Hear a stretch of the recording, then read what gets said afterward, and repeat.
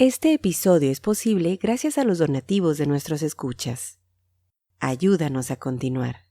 Gracias. Esto es el podcast de Historiografía Mexicana.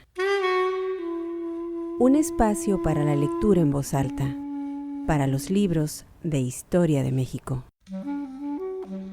Conduce Pedro César Beas.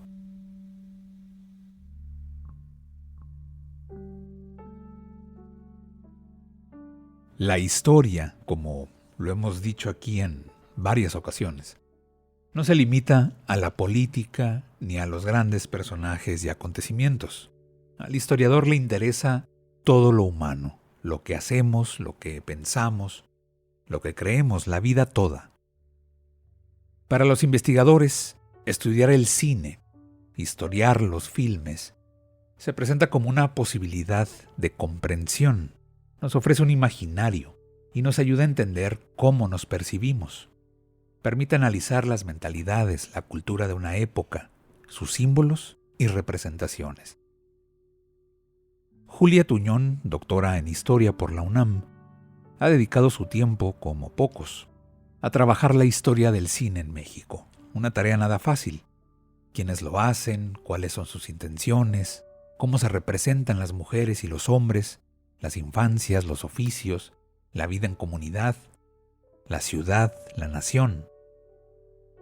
Los trabajos de Tuñón se han distinguido por ir más allá del brillo de las estrellas en la pantalla o del simple análisis del guión y la estética. Han explorado la historia de las mentalidades y la vida cotidiana, preguntándose qué nos revelan esas imágenes sobre la cultura, sobre un tiempo. En este episodio, el 151 del podcast Historiografía Mexicana, daremos lectura en voz alta a un fragmento de La Ciudad de México en el cine institucional de la Edad de Oro, un trabajo de Julia Tuñón publicado en 2003. Como de costumbre, los créditos completos los encontrarán en nuestro sitio web historiografiamexicana.com. Sirva pues esta lectura en voz alta para viajar a la época de oro del cine mexicano y sumergirnos en esas películas con una mirada renovada. Los invitamos a visitar nuestra página y a convertirse en mecenas de este podcast. Recuerden que Historiografía Mexicana es un programa independiente de divulgación de nuestra historia y sus historiadores, y a todos llega gracias a las amables donaciones de sus escuchas. Sean bienvenidos.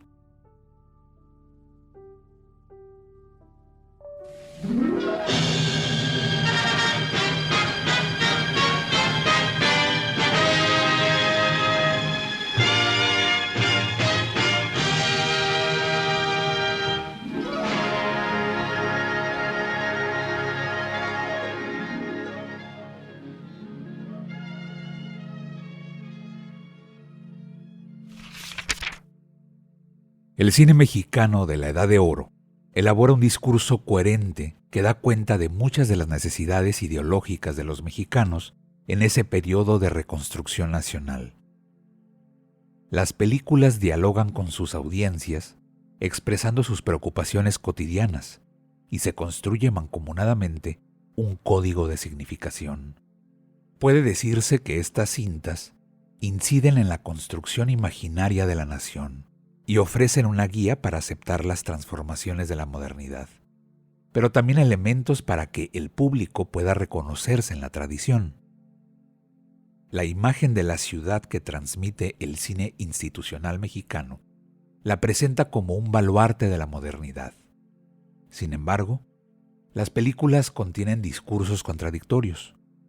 Así, por ejemplo, los espacios del barrio o la vecindad no se identifican con la modernidad, sino con las tradiciones, apareciendo como acogedores y protectores de sus habitantes. En los años que nos ocupan, las pantallas nacionales dan cuenta de la aparición de la Ciudad de México como una metáfora de la modernidad. Decir ciudad es decir progreso. Las imágenes de la ciudad se convierten en un símbolo de progreso, y en las películas esta adquiere casi el estatus de un personaje modélico. Se destaca el glamour de los espacios públicos, las luces nocturnas y las calles llenas de autos que circulan. Ciertamente la ciudad había aparecido ya en las primeras cintas mexicanas, incluso en las mudas, como Santa o El automóvil gris, pero en ella su carácter era tan solo el de un escenario propicio para el desarrollo de la trama. El espacio privilegiado por el cine institucional fue primero el rural, pequeñas ciudades y pueblos de la provincia. Pero paulatinamente, las imágenes urbanas se incrementaron y adquirieron importancia en películas como Mientras México duerme, Distinto amanecer o Campeón sin corona. Al decir de Ayala Blanco, en Nosotros los pobres, se construyó un modelo de representación de la Ciudad de México caracterizado por un pintoresquismo delirante. Durante los años que siguieron, las películas de tema urbano proliferaron, y la ciudad llegó a ser, como ya se dijo, una metáfora de la modernidad, cuando una serie de lugares y monumentos se convirtieron en emblemas. Así, la urbe rebasó el carácter de simple escenario para convertirse en un personaje significativo. Sin embargo, los filmes son siempre polisémicos. Gracias a su carácter narrativo, las películas muestran en sus tramas o en los desfases entre las historias y las imágenes los matices o las contradicciones que permiten a las audiencias identificarse con esas representaciones.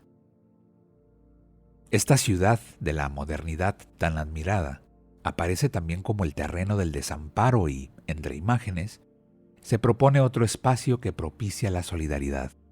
Aún afuera corresponde un adentro, y ambos se complementan y oponen como las dos caras de una moneda. Una forma con la que solían comenzar las películas de los años 40 y 50 es la de un recorrido casi turístico por la ciudad. La toma se hace desde arriba, y abajo la ciudad hierve de personas y automóviles que atraviesan las avenidas, muchas veces Reforma o Juárez. Se ven los edificios claves, el de la Lotería Nacional, el de Bellas Artes, el Monumento a la Revolución. A menudo se retratan estructuras de edificios en construcción. La ciudad crece hacia arriba, y la cámara se deleita en mostrarla, acompañada por una voz en off que nos informa del movimiento de la gran urbe.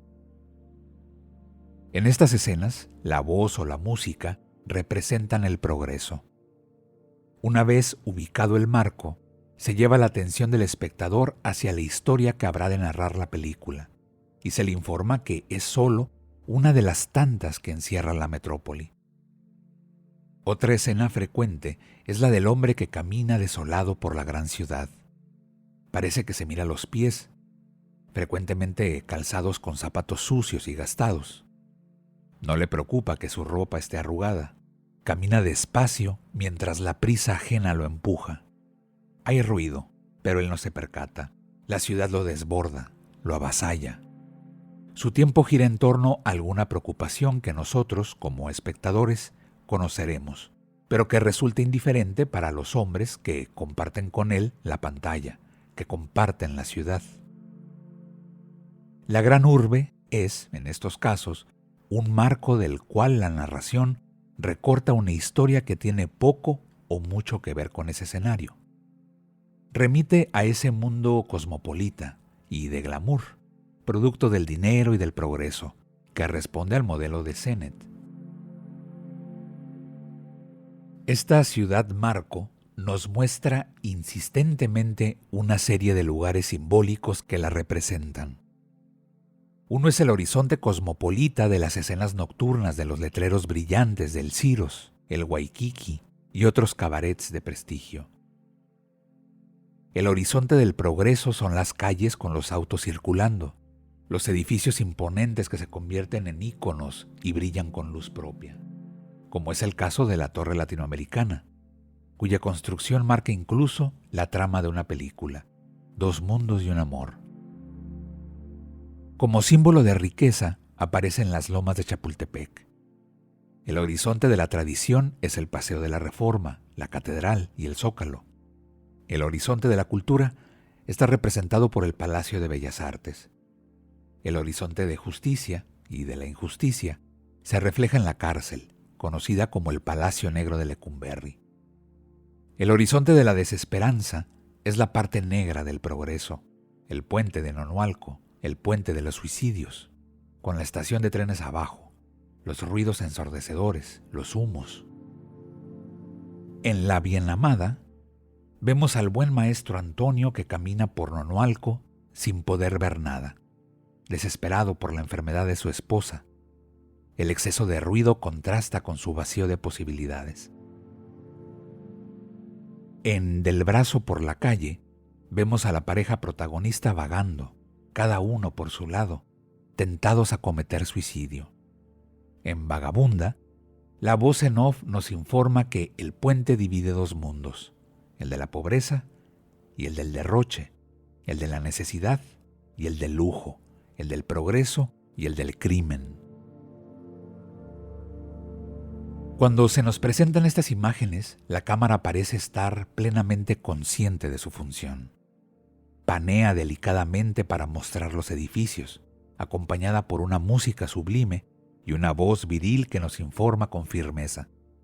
El protagonista aparece a menudo azorado, viendo su entorno o inmerso en un mundo que lo desborda. Esta ciudad enorme y sorprendente encierra violencia, pero una violencia anónima, envuelta en leyes o trámites, o disfrazada de formas o palabras corteses. Es, por ejemplo, la violencia de El rebozo de soledad, en la que desde un despacho de enormes ventanas se divisa la ciudad mientras los doctores del gran hospital le indican al altruista doctor Torres, quien como médico rural sabía manejar la violencia de los caciques o la derivada de los percances naturales y las luchas sociales, que debe mentir a sus pacientes para obtener más dinero de ellos. Entre esos dos mundos, el campo provincia y la urbe, el cine institucional mexicano construye un puente, el barrio. En estos filmes no son comunes las zonas mixtas, a medio camino entre el agro y la ciudad, esto es, los suburbios, sino las zonas de larga tradición urbana, de vocabulario preciso, de usos y costumbres definidos, como el centro, hoy llamado histórico, Tepito o la colonia Guerrero. Se omiten de la imagen esas zonas pobladas por los nuevos inmigrantes que reproducen la cultura de sus pueblos de origen. ¿Acaso ser modernos sería dejar de ser campesinos, aunque se siguiera siendo pobre? El barrio es otro tipo de imagen urbana que incluye el tugurio y la vecindad, y que se presenta como el ámbito de la verdadera ciudad, la esencial, la que aparece una vez que se desgasta el brillo falso de la metrópoli. Se trata de islas dentro de la urbe que representan lo añejo, las tradiciones y la pobreza. Generalmente pertenecen a ellas los protagonistas, quienes hablan un lenguaje propio que otorga más fuerza a las imágenes. Así pues, el glamour de las noches iluminadas y los letreros de los centros nocturnos contrastan con zonas de oscuridad y hacinamiento, de deterioro y precariedad. Casi olemos el olor de su humanidad. Aquí, la fluidez y los espacios delimitados de la ciudad moderna a los que se refería Sennett no aparecen. Las películas suelen presentar el universo del barrio o la vecindad antes de enfocar la historia que se va a narrar. Aparecen calles desordenadas con gritos de los vendedores que ofrecen periódicos o dulces, o lotería, y también con la música del cilindrero.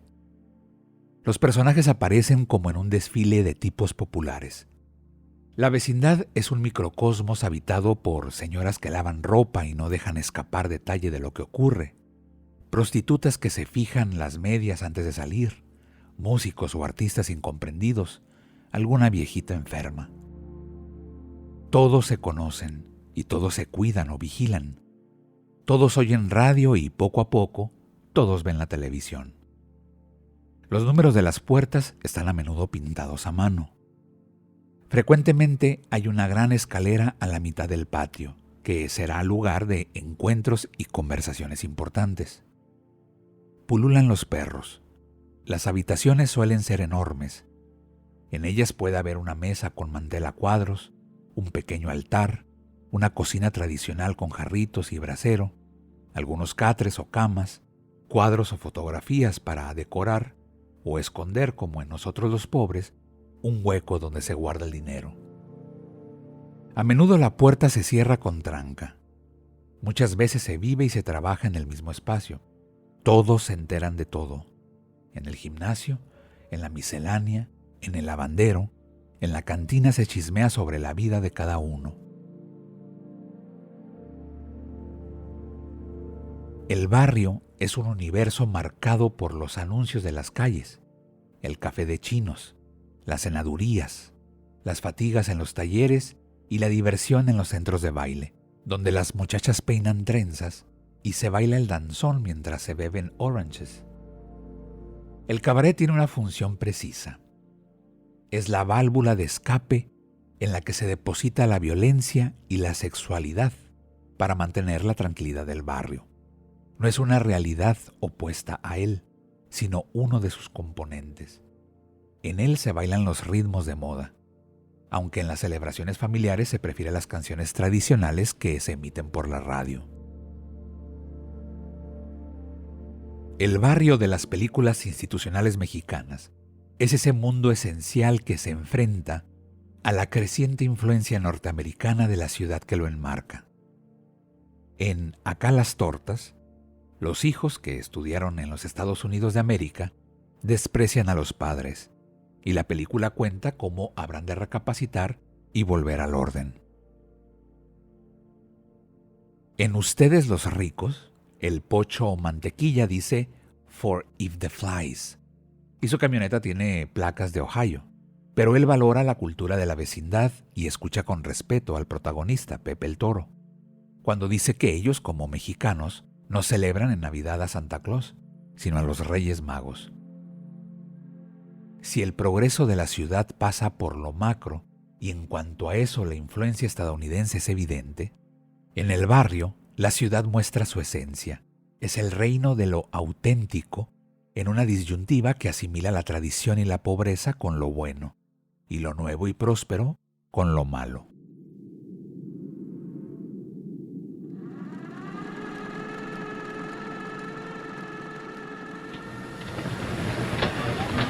Una lonchería, my friend, es producto del refinamiento de la civilización. Abajo los tacos y las tortas plebeyas. Y arriba los aristocráticos hot dogs, ¿no? ¿Usted lo ha dicho? Pero hombre, si hasta el nombrecito es repugnante. Hot dogs. Creo que quiere decir perros calientes. Sí, algo así. ¿Está? ¿Quién que no sea un cochino va a comer perros ni calientes ni fríos? Don Chente, please, me va a decir que sus tortitas son mejores. Me canso. En primer lugar, son rete variadas y sabrosas. Y sus perros y hamburguesas saben a puritita alfombra. No siga blasfemando, hombre.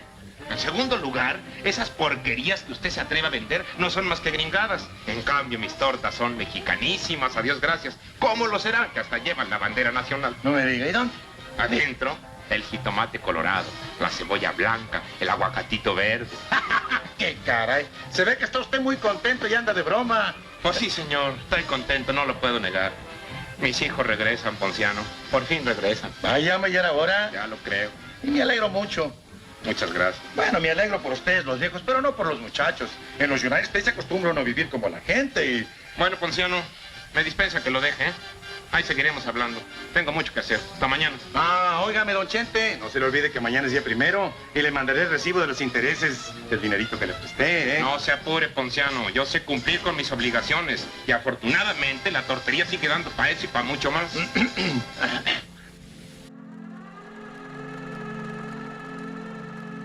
El barrio humaniza porque es el espacio de la solidaridad, de manera que si la ciudad propicia la perdición, el barrio ofrece un refugio. En Aventurera, Elena huye de Ciudad Juárez, tanto de la policía como de los ladrones que la han obligado a delinquir, y se refugia en la capital, encontrando incluso un hombre que le propone matrimonio. En Los pobres van al cielo, Lupita y Andresito escapan del pueblo al quedar huérfanos y escuchar que piensan separarlos y hacerles ingresar a un hospicio.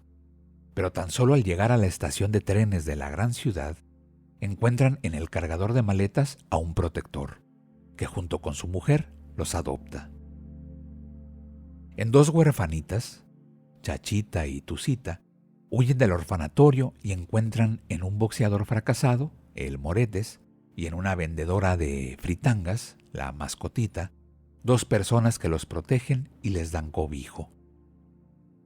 En el Papelerito, los niños que venden periódicos en la calle son acogidos en la casa de Doña Dominga, que les da comida y amparo. Mientras la ciudad marco emite regulaciones y normas de funcionamiento, el barrio parece contar con su propio código de convivencia.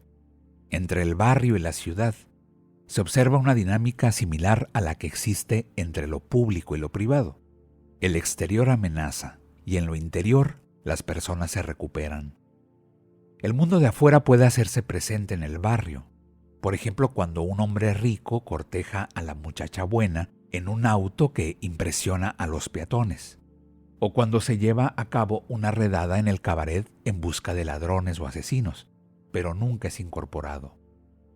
La policía aparece como un agente del mundo exterior, que poco tiene que ver con la vida de los habitantes del barrio. Por eso está uniformado, no tiene personalidad y no distinguimos su fisonomía. Una excepción a esto es Salón México, cinta en la que el gendarme Lupe es un protagonista entrañable y afectuoso. Por lo general, sin embargo, la autoridad es vista con recelo. En el barrio, la organización familiar rara vez responde a los esquemas propuestos por la ideología dominante, es decir, la familia nuclear. Por el contrario, es abundante la presencia de madres solteras, de huérfanos y de gente sola. La importancia de los compadres o los amigos es entonces manifiesta. El barrio es el sucedáneo de la familia, donde la solidaridad entre desamparados ayuda a quienes son amenazados por las leyes y normas de la urbe. El barrio es el puente entre la agresividad y la pujanza de la gran ciudad, que está allí para ser admirada, y el afecto de la familia, que se quedó en el pueblo. Como todo puente, separa y une a la vez. Para el mundo citadino es claro que Roberto, Víctor Parra en El Suavecito, es un ampón, pero en el barrio, a pesar de sus desplantes, es un buen hijo y con todo de quien Lupita se enamora. El problema deviene cuando sus vicios afectan a los suyos, porque con eso se rompe el sistema que mantiene separado a los opuestos. Que uno de la misma vecindad sea quien le roba a Pepe el Toro es lo que más duele. Para que la cuña apriete, tiene que ser del mismo palo. Dos películas de Alejandro Galindo vinculan sin mezclar ambas realidades. En Esquina Bajan y Hay un lugar para dos, los protagonistas son Gregorio y Regalito, respectivamente el chofer y el cobrador de un autobús urbano con el que se recorren las grandes calles y se pueden ver los grandes edificios de la ciudad marco, pero dentro del cual se recrea la escena barrial a partir de un vocabulario popular que da cuenta de los usos y costumbres tradicionales que no responden al modelo de Sennett.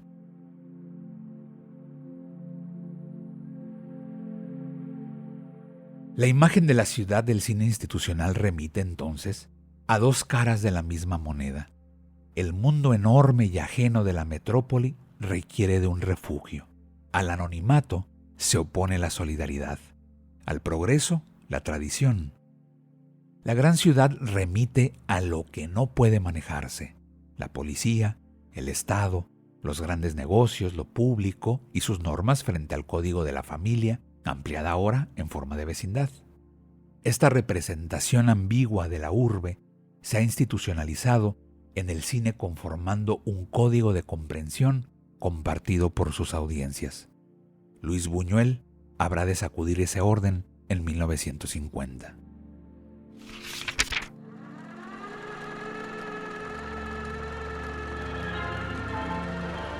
La capital de México crece sin cesar y con vertiginosa rapidez. Y conforme crece, van acentuándose más y más los violentos contrastes de su fisonomía y de su vida. Por un lado, la colonial y populosa Merced, el Carmen de aire provinciano y evocación estudiantil, la señorial Plaza de Santo Domingo, la siempre bullanguera Lagunilla, el bizarro y pintoresco Tepito, y Peralvillo, y Regina, y Santa María, los barrios antiguos donde se refugian la leyenda y la pobreza. Por otro extremo, la monumental Reforma y la próspera Avenida de los Insurgentes, las lomas de Chapultepec, Polanco, el Pedregal, la imponente ciudad universitaria, el México moderno grandioso, pero sin carácter, pulcro, bien trazado y opulento, pero que se olvida de la propia tradición, porque los hombres, así que van ganando en poder material, parecen ir perdiendo la fe en las potencias del espíritu. Sin embargo, por todas sus calles antiguas o modernas, pobres o ricas, jamás deja de correr la cálida brisa del amor humano.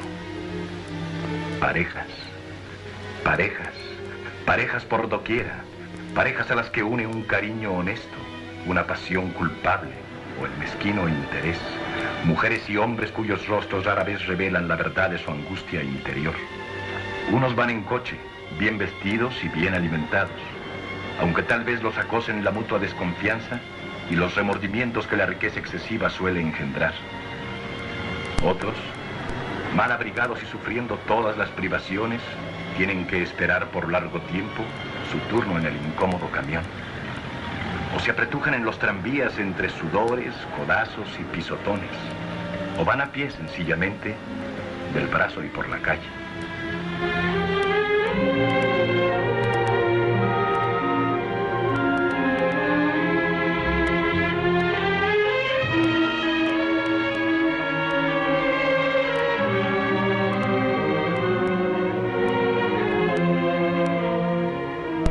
Esta mujer y este hombre nos parecen particularmente interesantes, tal vez porque en su mutua sonrisa se revela un valeroso amor y en sus ojos la heroica abnegación con que han sabido defenderlo.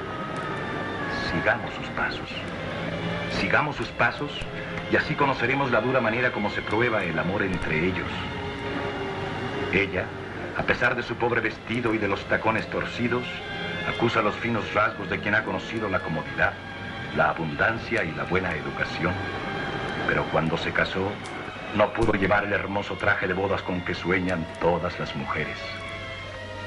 Se casó en las modestas condiciones que impuso la pobreza del hombre elegido y en contra de la voluntad de padres, parientes y amigos. Y desde que tomó su valiente decisión, quedó aislada con él para siempre en mitad de la vida. Para ella no hubo música, ni adornos, ni banquete, ni viaje de bodas. ¿Qué diferencia entre esta escueta ceremonia y los hermosos casamientos de sus amigas? La iglesia del barrio elegante resplandecía de luces y guirnaldas, el aroma de las flores llenaba el aire y la música ponía un tono celestial en el ambiente. ¡Qué diferencia! ¿Y qué? María era feliz, quizás más feliz que las otras porque su amor era más grande. Para merecerlo, había sacrificado la comodidad, el lujo y hasta la consideración de su familia.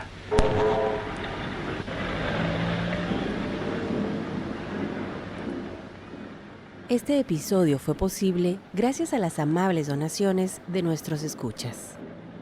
Al convertirte en mecenas de este podcast, fomentas la lectura y la divulgación de la historia de México. Visítanos en historiografiamexicana.com.